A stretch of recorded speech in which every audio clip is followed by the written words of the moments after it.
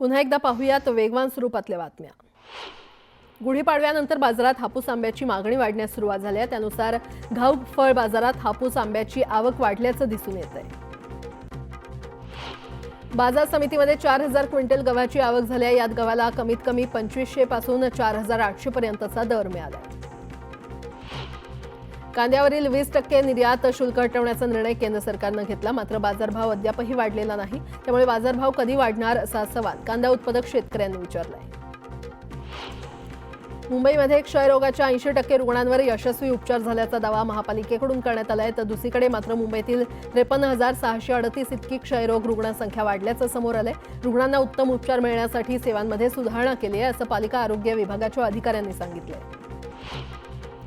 बदलती जीवनशैली आणि व्यसनांचे वाढलेले प्रमाण यामुळे मोठ्या आतड्यांच्या कॅन्सर रुग्णांमध्ये मोठी वाढ झाली आहे। गेल्या 2 दशकांपूर्वी कोलोरेक्टल कॅन्सरच्या रुग्णांचं प्रमाण 1 लाख लोकसंख्येच्या मागे 30 रुग्ण इतकं होतं, मात्र आता हेच प्रमाण थेट 70 रुग्णांपर्यंत वाढलंय। आरोग्याविषयी नागरिकांमध्ये जागरूकता वाढू लागली असून अनियमित व्यायाम करणाऱ्यांच्या संख्येतही वाढ झाली आहे। मात्र काही वेळेस व्यायामाच्या अतिरेकामुळे काही व्यक्तींचा मृत्यू झाल्याच्या घटना देखील निदर्शनास येत आहेत। यामुळे व्यायामाचा अतिरेक नको आणि शरीराची भाषा समजून व्यायाम करावा, असं आवाहन वैद्यकीय फिटनेस तज्ज्ञांनी केलंय। रायगड जिल्ह्यामध्ये उच्च रक्तदाबाचे 34,047 तर 21,399 मधुमेहाचे रुग्ण आहेत। त्यांच्यासाठी रायगड जिल्हा परिषद सरसावली असून जिल्हा परिषदेचे मुख्य कार्यकारी अधिकाऱ्यांच्या संकल्पनेतून नाविन्यपूर्ण योजनेअंतर्गत रुग्णांना 3 महिन्यांच्या आवश्यक औषधांचं एनसीडी किट उपलब्ध करून देण्यात येत आहे। त्याची सुरुवात सोमवारी करण्यात आली। उल्हासनगरात कॅम्प नंबर 5च्या गांधी चौक परिसरात असलेल्या एका इमारतीमध्ये दुसऱ्या मजल्यावरून 2 लहान मुलांचा पडून अपघात झालाय। गॅलरीमध्ये खेळत असताना ही दुर्घटना झाली। या दोन्ही मुलांना गंभीर इजा झाली आहे। पैठण तालुक्यातील कातपूर इथे गेल्या अनेक वर्षांपासून लिव्ह इन रिलेशनशिपमध्ये राहणाऱ्या जोडप्यानं आत्महत्या केली आहे। विषारी औषध प्राशन करून त्यांनी आत्महत्या केल्याचा प्रकार उघडकीस आलाय। यामुळे परिसरात एकच खळबळ माजली असून जोडप्याने आत्महत्या का केली याचं कारण अस्पष्ट आहे। सोलापुरात उन्हाच्या तीव्रतेनं कडव्याला लागलेल्या आगीमुळे टेम्पो जळाला। मालवाहू टेम्पोला अचानक लागलेल्या आगीमुळे एकच खळबळ उडाली होती। उल्हासनगरमधील कॅम्प नंबर 5च्या वीर तानाजी नगर जनता कॉलनी परिसरात विद्युत ट्रान्सफॉर्मरला भीषण आग लागली। या आगीच्या भडक्यामुळे नागरिकांची चांगलीच पळापळ झाली। धुळे शहरात एका भंगारच्या गोडाऊनला भीषण आग लागली। गोडाऊनमध्ये रद्दी पुठ्ठ्यासह मोठ्या प्रमाणात भंगार असल्यानं आगीनं रौद्र रूप धारण केलं। सुदैवानं या आगीमध्ये कोणत्याही प्रकारची जीवितहानी झालेली नाही। दौंडमधील धक्कादायक माहिती समोर आली आहे। होणारा नवरा पसंत न पडल्यानं नवरीनं नवऱ्याला मारण्याची सुपारी दिली। 1.5 लाखांची सुपारी देत 27 वर्षीय तरुणाला जीवे मारण्याचा प्रयत्न करण्यात आला। या प्रकरणी पोलिसांनी 5 आरोपींना जेरबंद केलं।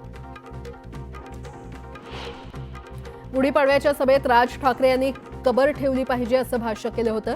यावर अहिल्यानगरचे आमदार संग्राम जगताप यांनी देखील राज ठाकरे यांच्यावर टीका केली आहे। येणाऱ्या काळात आम्ही ते थडगे ठेवणार नाही अशी भूमिका आमदार जगताप यांनी घेतली आहे।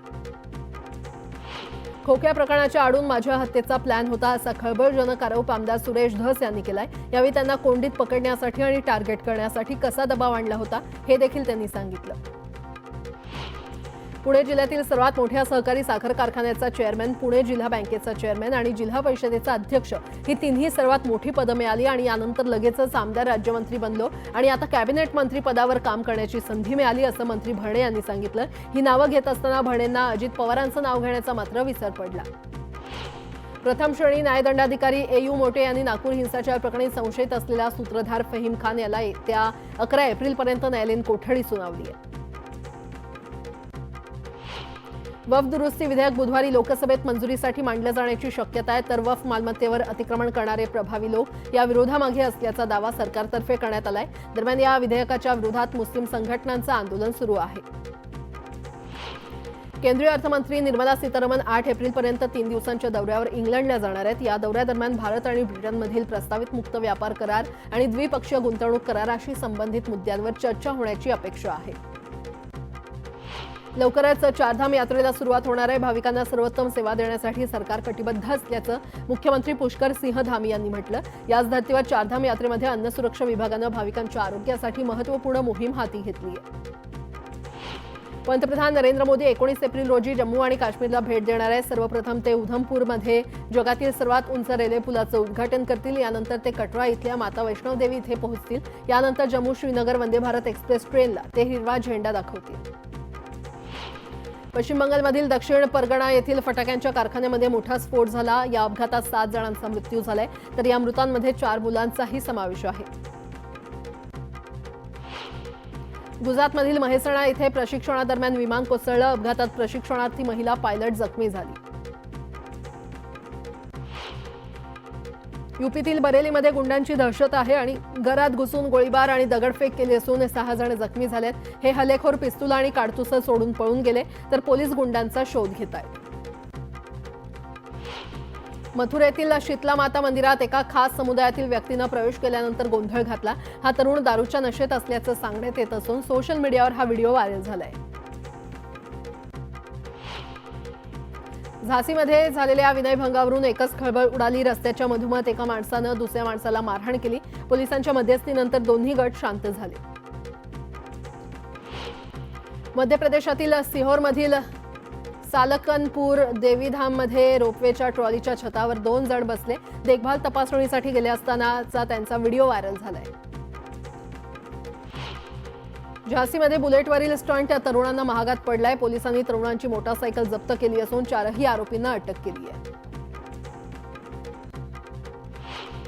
मध्य प्रदेशातील छतरपूरमध्ये कोट्यवधींच्या दारूवर बुलडोझर चालवण्यात आलेला आहे. जिल्हाधिकाऱ्यांच्या आदेशावरून उत्पादन शुल्क आणि महसूल विभागानं ही कारवाई केली आहे. गुजरातच्या अहमदाबादमध्ये एका सोसायटीच्या मीटिंगमध्ये जोरदार हाणामारी झाली. 2 गटांमध्ये झालेल्या वादानंतर हाणामारी झाली. यावेळी एकमेकांवर लाठ्या काठ्या आणि खुर्च्या फेकून हल्ला करण्यात आला. गुजरातच्या सुरतमध्ये गुंडांनी एका युवकाला बेदम मारहाण केली. यानंतर हे गुंड फरार झाले. पोलिसांकडून या गुंडांचा शोध घेतला जातोय. गुजरातच्या राजकोटमध्ये 2 डंपरची समोरासमोर धडक झाली. एका कारला वाचवण्याच्या नादात डंपरची धडक झाली. हा अपघात सीसीटीव्हीमध्ये कैद झालाय.